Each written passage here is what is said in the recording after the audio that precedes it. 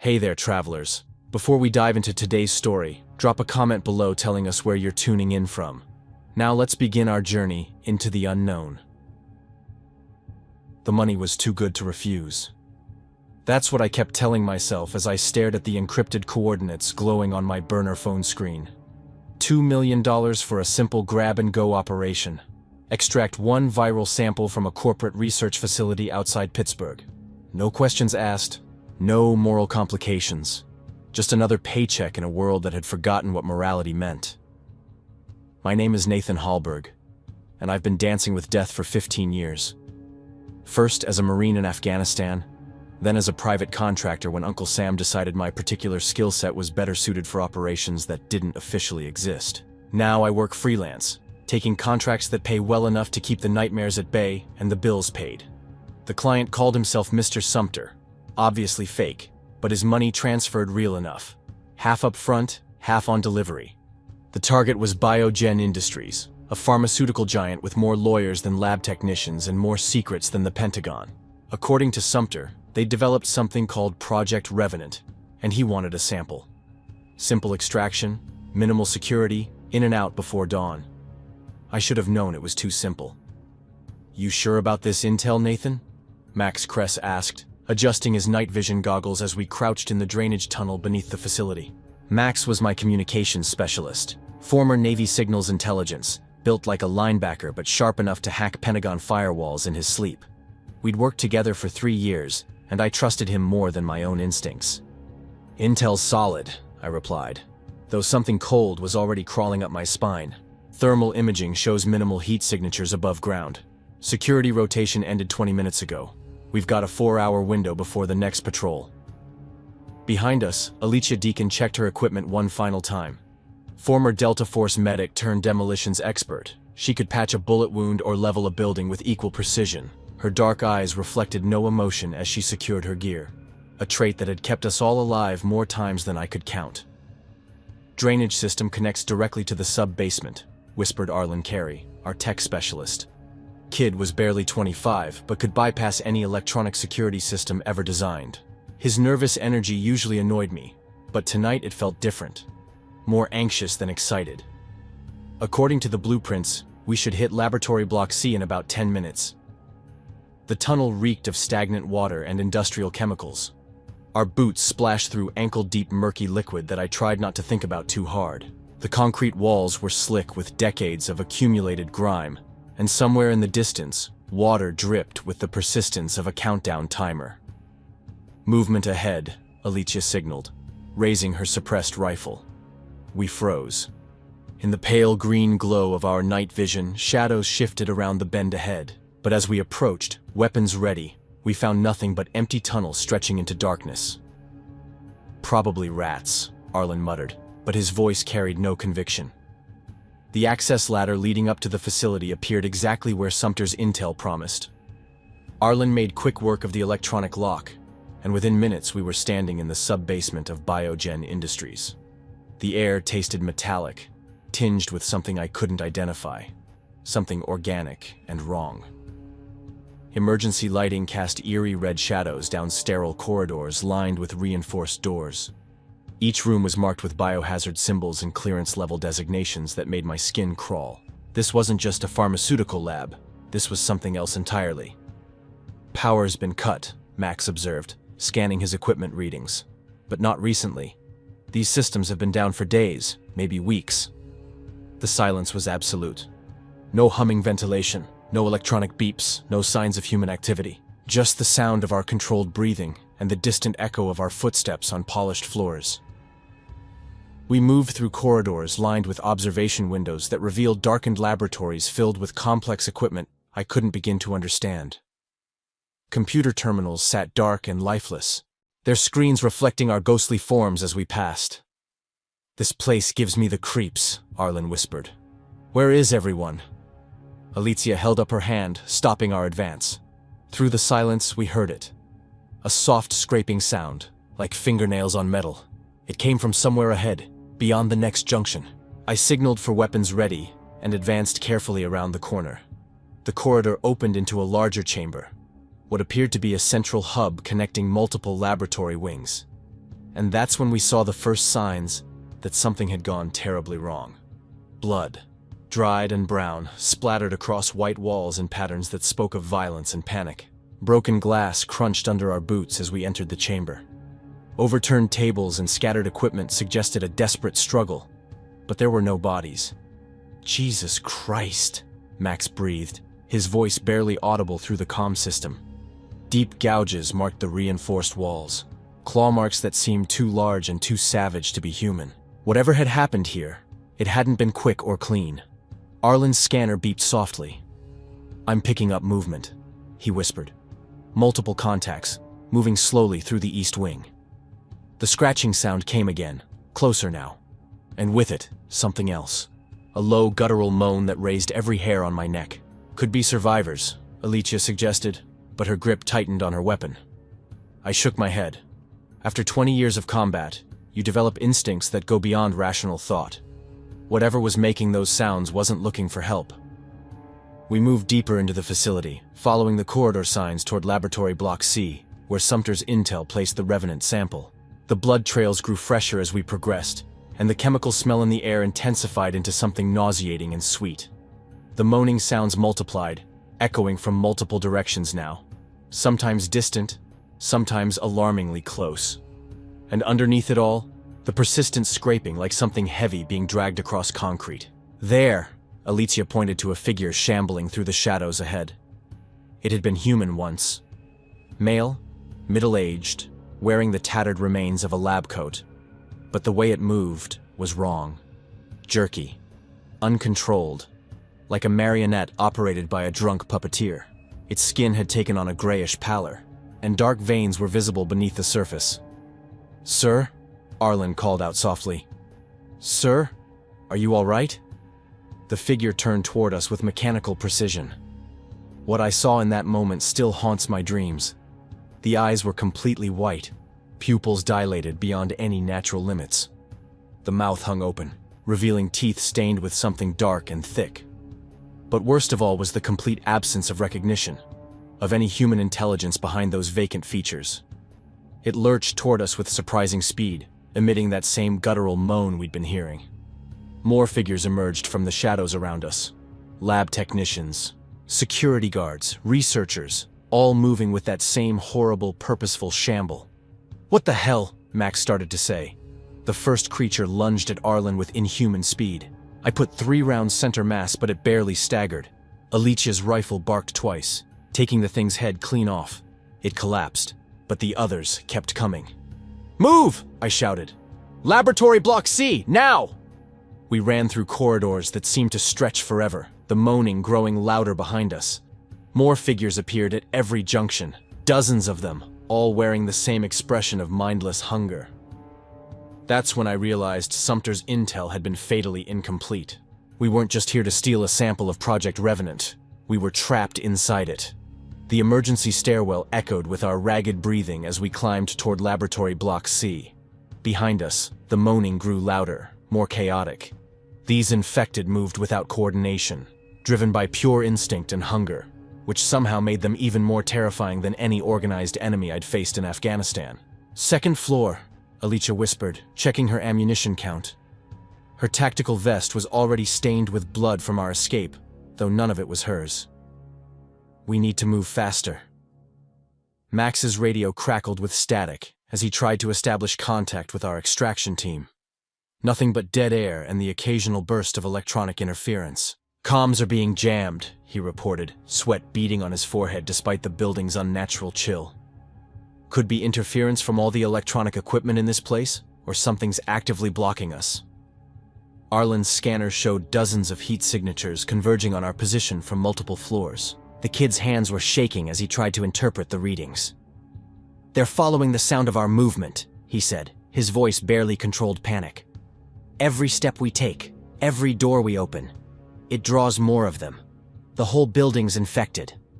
I kicked open the door to the second floor, weapon raised and ready for anything.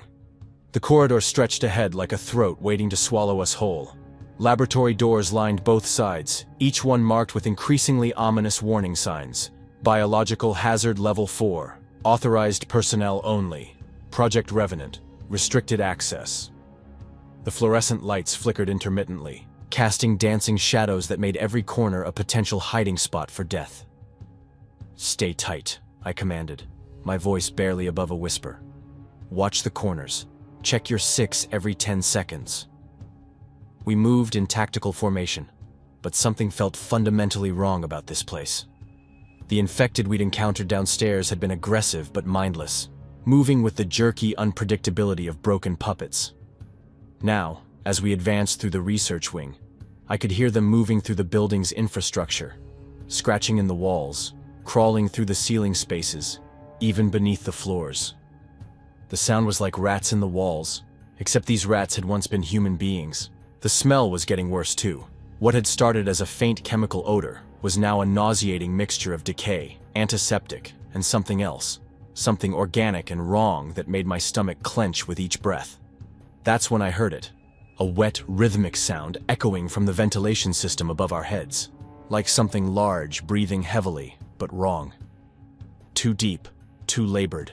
Like lungs that had been redesigned for a different kind of atmosphere. "Nathan." Alicia's voice was tight with tension. "Something's in the ceiling. Big something." The acoustic tiles above us groaned under an unseen weight.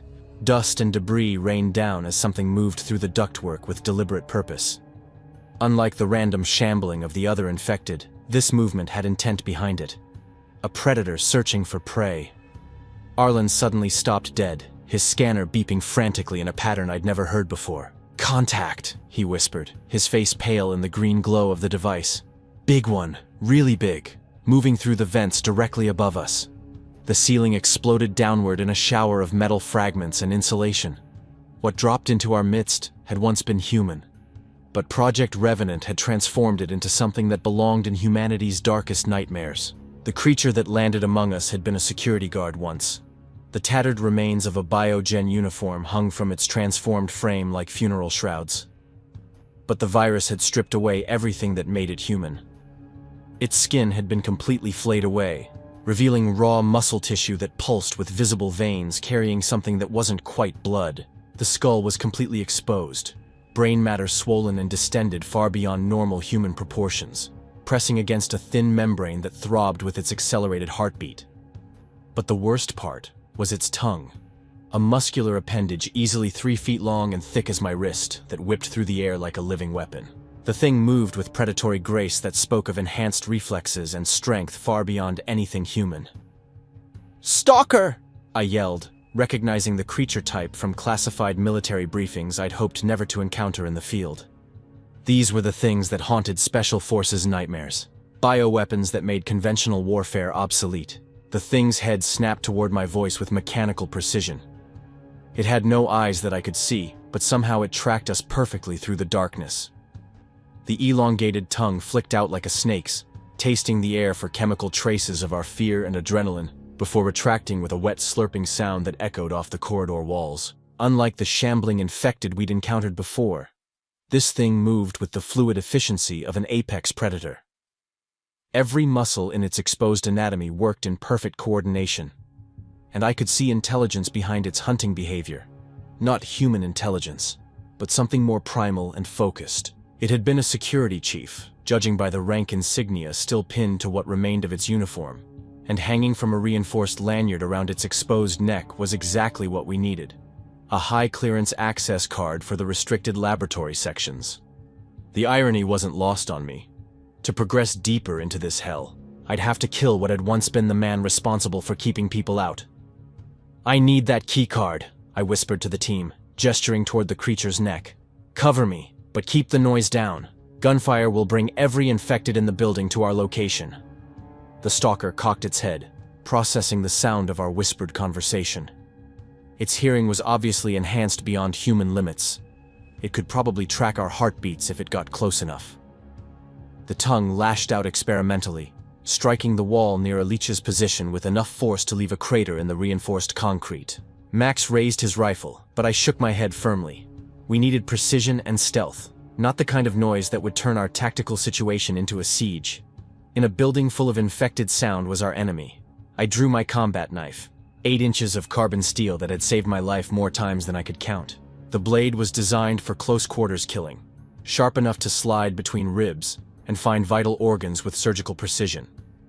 Against this thing, it seemed pathetically inadequate, but it was silent and reliable. Moving slowly, I began circling the creature in a wide arc, staying close to the wall where shadows offered some concealment. The stalker tracked my movement but seemed confused by my indirect approach. These things hunted by sound and scent, but they weren't intelligent in any human sense. Just evolved killing machines operating on enhanced predatory instincts. The corridor was narrow enough that the creature couldn't use its full mobility advantage. Its elongated limbs were designed for open spaces, not confined tactical environments. I had to use every inch of cover available and strike before it could bring its enhanced strength to bear. The creature suddenly lunged at where it thought I was, moving with inhuman speed that left afterimages in the flickering fluorescent light. Its claws, each one easily 6 inches long and sharp enough to cut through Kevlar, raked empty air as I rolled under its attack. I used its momentum against it, coming up behind the thing with my knife already moving toward its exposed spine. My blade found the base of its skull, sliding between vertebrae with practiced precision. The creature's nervous system shut down instantly, its enhanced reflexes finally overcome by basic anatomy. It collapsed in a heap of twitching muscle and exposed bone, the intelligence fading from its eyeless sockets. I quickly grabbed the access card from around its neck, trying not to look too closely at the exposed muscle fibers and pulsing arteries. The lanyard was soaked with something that wasn't quite blood. A thick, dark fluid that smelled like copper and decay. "Got it," I whispered. But even as I spoke, I knew our reprieve was temporary. The sound of our brief combat had attracted unwanted attention. Moaning echoed from multiple directions as infected began converging on our position like moths drawn to flame. They moved without coordination, bumping into walls and each other, but their sheer numbers made them dangerous. I could hear them in the walls now, clawing through insulation and wiring to reach us. "Emergency protocol," I ordered, checking my weapon's ammunition count. "We need to reach the next security checkpoint before they overwhelm us."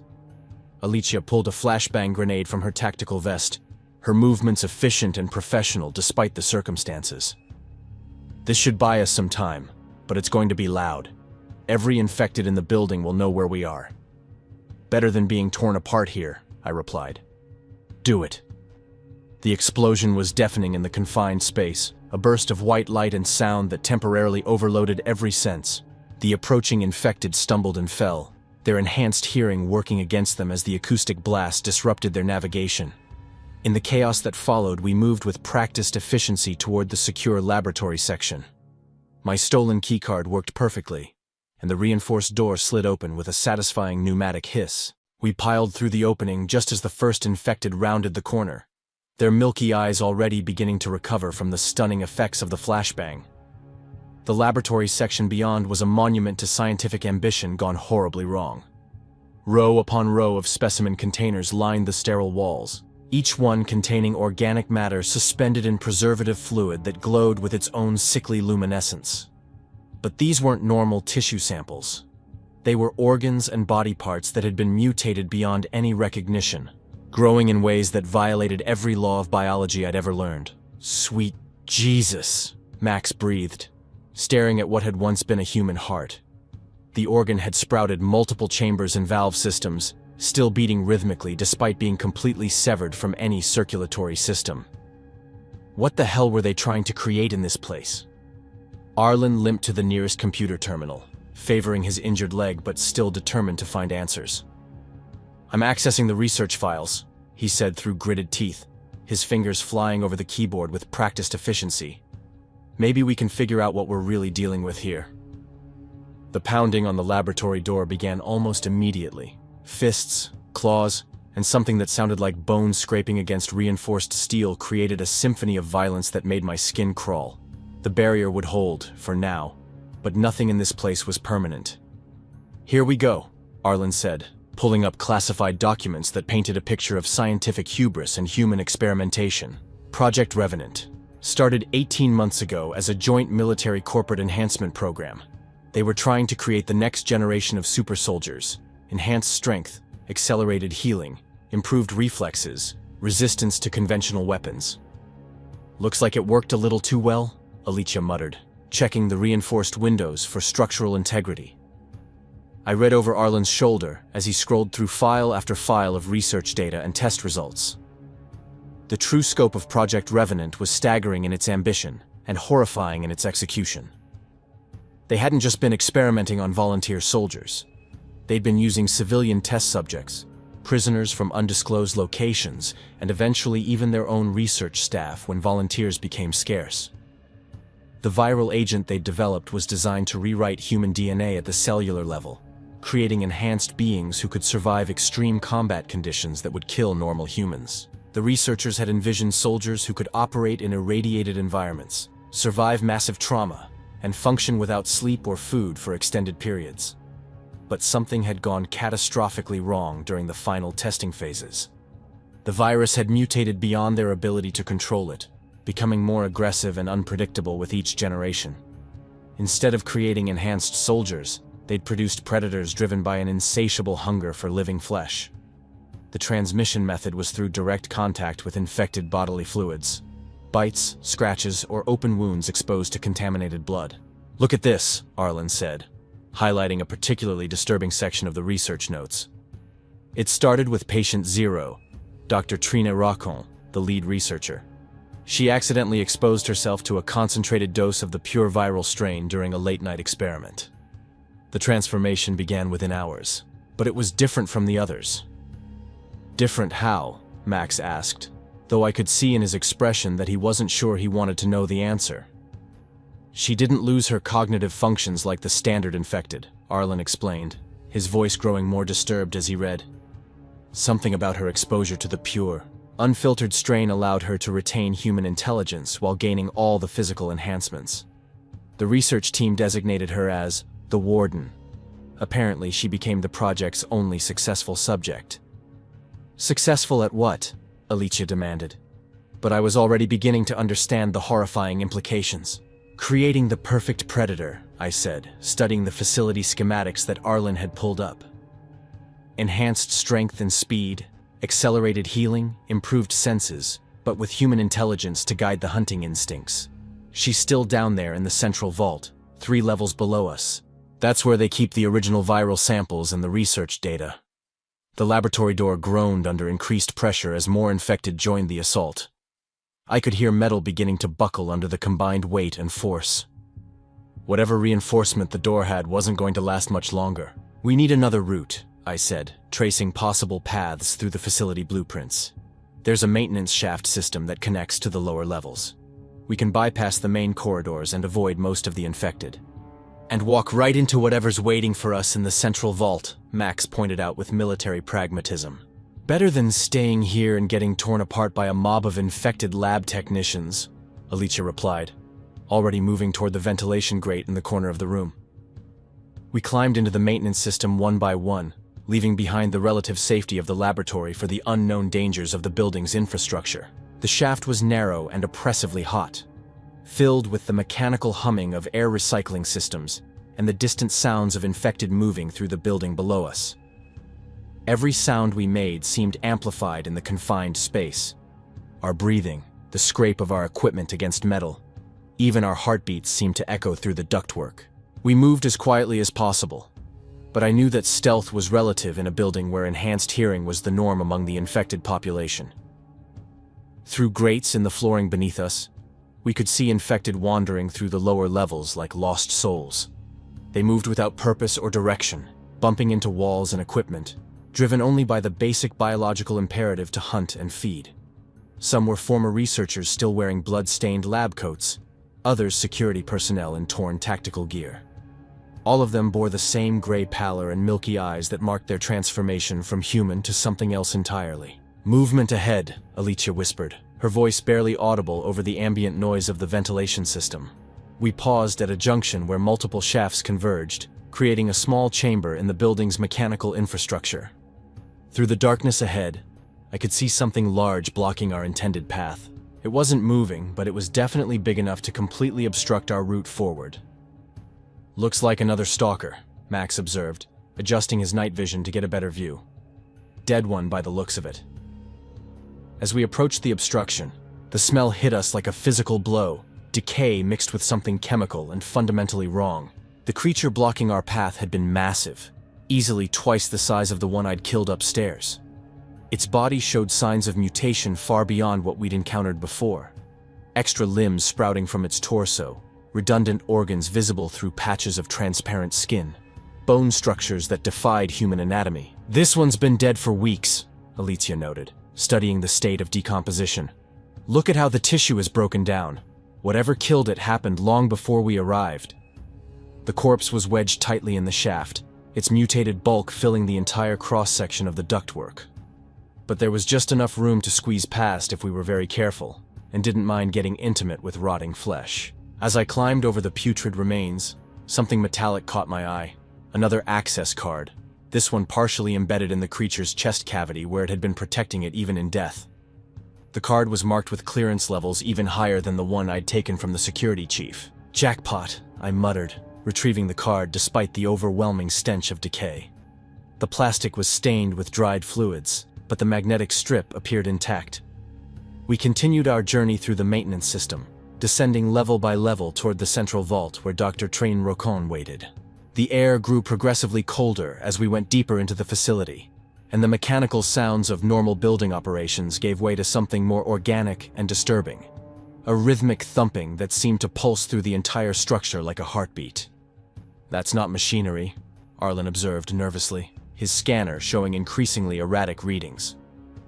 "No," I agreed, checking my weapon one more time. "It's not." When we finally reached the bottom level of the facility, the access grate opened into a corridor that looked like it belonged in a completely different building. The walls were reinforced concrete instead of sterile laboratory panels, and the lighting was sparse and industrial. This was clearly the original foundation of the facility, the place where Project Revenant had been born, and where it would either die or escape into the world. "According to the schematics, the central vault is just ahead," I said, checking both access cards to make sure they were ready. "Whatever's in there, whatever Dr. Rocon has become, we need to be prepared for anything." The corridor terminated at a massive steel door that looked like it belonged on a bank vault rather than a research facility. Every possible biohazard symbol was emblazoned on its surface, along with warnings in multiple languages about the dangers contained within. The card reader beside it was a dual-slot system that required both access cards to be swiped simultaneously. "Last chance to turn back," I told the team, though I knew none of us would take that option. We'd come too far and lost too much to quit now. "After everything we've been through?" Alicia checked her rifle one final time, her expression grim but determined. "Let's finish this thing." I slotted both keycards into their respective readers and held my breath. For a moment, nothing happened, and I wondered if the electronic systems had failed, or if we'd need to find another way in. Then the locks began disengaging with a series of heavy mechanical thuds that echoed through the corridor like gunshots. The door opened with a pneumatic hiss that seemed to exhale the accumulated horror of 18 months of failed experiments and human suffering. Beyond lay a chamber that defied every expectation I'd had about what we might find. The central vault was enormous, easily the size of an aircraft hangar, and filled with equipment that looked more like medieval torture devices than scientific instruments. And in the center of it all, suspended in some kind of biomechanical apparatus that pulsed with its own alien rhythm, was something that had once been human, but was now evolution's cruelest joke. Dr. Trina Rocon was waiting for us, and she was very much alive. What had once been Dr. Trina Rocon hung suspended in the center of the vault like a grotesque spider in its web. Cables and tubes snaked from the biomechanical apparatus into her transformed body, pulsing with fluids that glowed with an unnatural phosphorescence. She had retained her basic human shape, but everything else was wrong in ways that hurt to look at. Her skin had taken on a translucent quality that revealed the enhanced musculature beneath. Veins that had grown thick as garden hoses carrying something that definitely wasn't blood. Her arms had elongated beyond human proportions, ending in hands where each finger had split into multiple appendages tipped with bone that had grown through the flesh to form natural claws. But her face was the worst part. She still looked human enough to be recognizable as what she'd once been. But her eyes had become compound structures like an insect's, reflecting the vault's lighting in dozens of tiny fragments. When she smiled, I counted far too many teeth, each one sharp enough to tear through Kevlar. "Welcome to the future of human evolution," she said, and her voice was like broken glass mixed with honey. "I've been waiting for you, Nathan Hallberg." The fact that she knew my name sent ice water through my veins. "How do you know who you are?" She laughed, and the sound echoed from speakers hidden throughout the vault. "Mr. Sumter told me you were coming. Such a reliable business partner, always delivering exactly what I need." The betrayal hit me like a physical blow. Sumter hadn't hired us to steal a sample of Project Revenant. He delivered us directly to its source. We were never meant to leave this place alive. "The samples," Alicia demanded, raising her rifle toward the suspended figure. "Where are they?" "All around you," Raccoon replied, gesturing with one impossibly elongated arm toward the walls of the vault. For the first time, I noticed that what I'd taken for storage equipment were actually massive refrigeration units, each one labeled with biohazard symbols and specimen numbers. 18 months of research and development, hundreds of test subjects, all leading to this moment. Arlen's scanner was going insane, detecting heat signatures and movement throughout the vault that didn't make sense. "Nathan," he whispered urgently, "we're not alone in here. There's something else moving behind those storage units." As if summoned by his words, shapes began emerging from the shadows around the vault's perimeter. They moved with the fluid grace of apex predators, and I recognized them immediately from the classified briefings I'd tried to forget. These weren't the mindless infected we'd encountered above. These were the successful experiments, the ones who had retained enough intelligence to be useful. "My children," Rokon said with obvious pride. "The first generation of humanity's replacement. Enhanced strength, speed, and reflexes. Accelerated healing. Improved sensory perception. And most importantly, the wisdom to use these gifts properly." There were 6 of them, moving in a coordinated pattern that spoke of military training retained through their transformation. They had been soldiers once. I could see it in their movements, their tactical awareness, the way they positioned themselves to cut off our escape routes. But now they were something else entirely. "You have a choice to make, Mr. Hallberg," Rokon continued, her compound eyes fixed on me with predatory intensity. "You can accept evolution and join the next phase of human development, or you can die here with the rest of your obsolete species." Max's radio suddenly crackled to life with Sumter's voice. "How are things progressing down there, Nathan? I trust Dr. Rockin has made you a compelling offer?" I keyed the mic, my voice steady despite the circumstances. "You set us up. This was never about stealing samples." "On the contrary," Sumter's voice was maddeningly calm. "This is exactly about samples. You and your team are the samples. Dr. Rocco needs enhanced specimens to work with, former military personnel with combat experience and tactical training. The transformation is so much more successful when the subject has already been conditioned for violence." The enhanced soldiers began closing their circle, moving with the patient confidence of hunters who knew their prey was trapped. I could see intelligence in their movements, but it was cold and predatory rather than human. "The facility is completely sealed," Rokon informed us helpfully. "No communications in or out, no extraction team coming to save you. The surface believes this installation was destroyed in an industrial accident 3 weeks ago. Officially, you're already dead." I looked at my team, Max with his rifle trained on the nearest enhanced soldier, Alicia calculating angles and ammunition counts, Arlen frantically working at a computer terminal despite the hopelessness of our situation. They were depending on me to find a way out of this nightmare. That's when I noticed the emergency protocols displayed on the screens around the vault. This wasn't just a storage facility. It was a containment system designed to prevent exactly what Rokon was planning. The entire lower level could be sealed and sterilized in case of a containment breach. "You're making a mistake," I told Rokon, slowly reaching for the explosive charges on Alicia's belt. "Evolution doesn't work like this. You can't force it." "I can and I have," she replied, but something in her tone suggested she wasn't as confident as she appeared. The old humanity was weak, limited by ethics and sentiment. My children will inherit a world without such constraints. The enhanced soldiers were almost within striking distance now, their movements synchronized like a pack of wolves. But they were waiting for orders from their creator, and that gave me the few seconds I needed. I grabbed Alicia's remaining explosive charges and armed them simultaneously. If we can't stop you from escaping, I said, backing toward the facility's main power coupling, we can make sure you don't have anything to escape with. Nathan, no. Rakon's composure finally cracked. You don't understand what you're destroying. This research could benefit all of humanity. Benefit? I looked around the vault at the storage units full of human specimens, at the enhanced soldiers who had once been people with families and dreams. This isn't evolution. This is an abomination. I threw the first charge toward the main refrigeration system and watched 18 months of research data begin to burn. The enhanced soldiers broke formation, rushing toward me with inhuman speed, but Max and Alicia opened fire simultaneously. The bullets didn't kill them. Their enhanced physiology could absorb massive trauma, but the impact staggered them long enough for me to reach the power coupling. The emergency sterilization protocol, Arlen shouted over the sound of gunfire. If you can activate it, the whole level gets flooded with superheated plasma. Rakon's scream of rage was barely human, as she tore herself free from the biomechanical apparatus. Cables and tubes ripped away from her body, spraying the vault with luminescent fluids.